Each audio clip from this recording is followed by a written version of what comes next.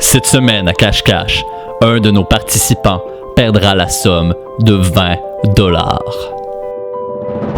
Est-ce que ce sera Jean-Michel qui pour une fois frappera son mur après 6 semaines de perfection, lui qui se moque de toutes les lois, incluant celle de la probabilité? Ou bien ce sera encore Jason qui, depuis la perte de son premier 20 $, doit se résoudre à voler des chips dans des soirées de lancement montréalaises?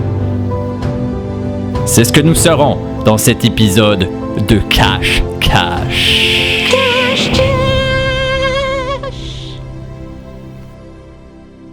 Ok.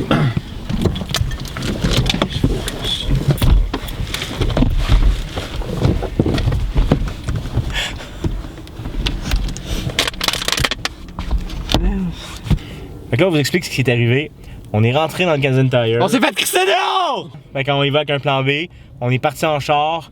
Puis là, on vient d'arrêter à un coin de rue. Puis on va trouver où mettre nos 20$. On a eu la brillante idée d'essayer de trouver un bloc appartement qui était pas barré. Puis là, on va comme rentrer dans le bloc appartement. Puis on va le cacher là. Ou on va trouver une autre idée. Ou on retourne au Canadian Tire puis on va se battre.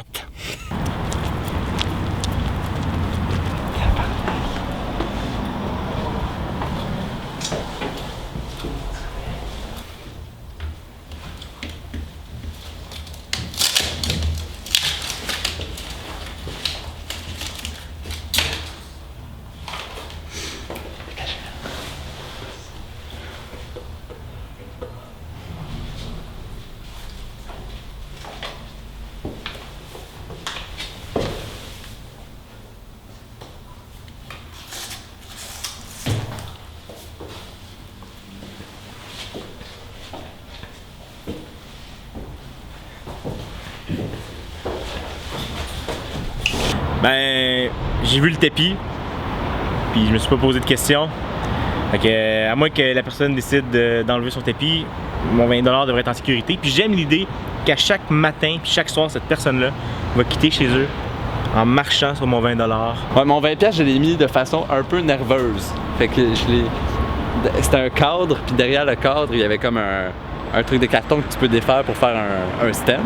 Non, mais ça aurait été bon, par exemple, de le mettre dans un soulier, tu sais, dans la semelle d'un soulier de quelqu'un qui est là. Moi, c'est pas un risque d'avoir Jean-Paul, là. Ben, s'il tombe ou si, tu sais. Il tombera pas, là. Ben, encore un. Ben, c'est moi qui est plus risqué. Moi, j'y vais avec le soulier. J'y retourne là-dedans. Dans celui-là, c'est très très risqué. Parce que toi, c'est ça, toi, tu dis, ah ouais, la personne, la personne marche une fois par jour. Moi, elle va marcher toute la journée avec le 20$.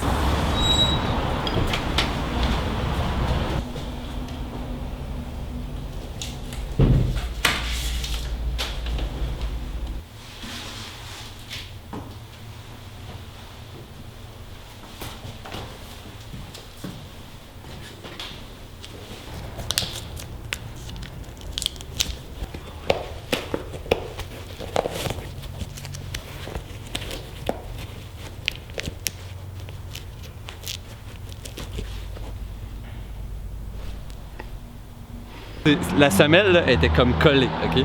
La semelle était collée. Tu l'as décollé? J'ai comme décollé un peu le rebord de la semelle. C'est fait deux choses que tu casses à cause de nous. Mais c'est bon de casser des souliers. Mais là, on a-tu pris le nom de la rue? C'est Chabot. Chabot. Chabot ou Chassoulier? Salut tout le monde, on est de retour 3 semaines plus tard sur la rue Chabot pour venir chercher nos 20$. Ouais. Puis ça sent la victoire encore. Moi, je peux vous le dire, JM est très stressé.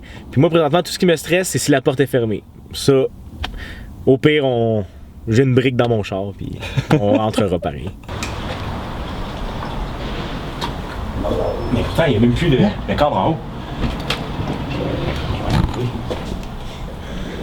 Il n'y a plus de cadre.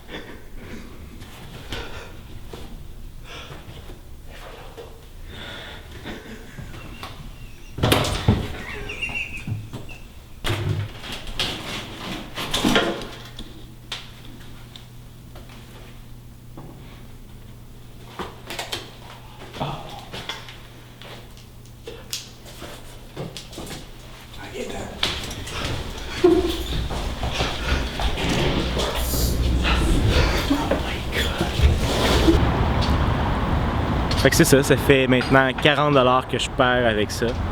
Je suis trop audacieux. Je risque trop gros. Comment tu te sens face au fait qu'ils ont rénové, là? Ils ont repeinturé, ils ont enlevé le cadre de Jean-Paul, c'est quoi les chances, là? Non, je sais, non, les chances, c'est... Mais moi, on dirait que depuis l'épisode des balances, je sens qu'il y a un aura autour de nous. Ouais, c'était peurant. Ben, hey, pis toi, dis-toi que tu voulais le cacher derrière Jean-Paul à la base. Oui. Ce serait mort, là. Hey. Mais il y a de quoi de religieux, je pense, derrière ça, là. Je suis béni par le dieu des 20$. C'est Ouais. ça qui se passe. Et je pense que c'est ton arrogance, Jason, qui va t'avoir payé parce que tu m'as nargué sur le fait que ah ouais, là, cette fois-là, c'est vraiment moi qui ai une place plus risquée. Puis finalement, tu m'as sauvé 20$, Jason. Ça fait plaisir. Ça fait plaisir. Ok, parce qu'il y a un tapis. Il y a un tapis, puis les gens ont changé le tapis, puis on a trouvé Mais pourquoi tu fais ça? Ah, pour le plaisir. Pour rire.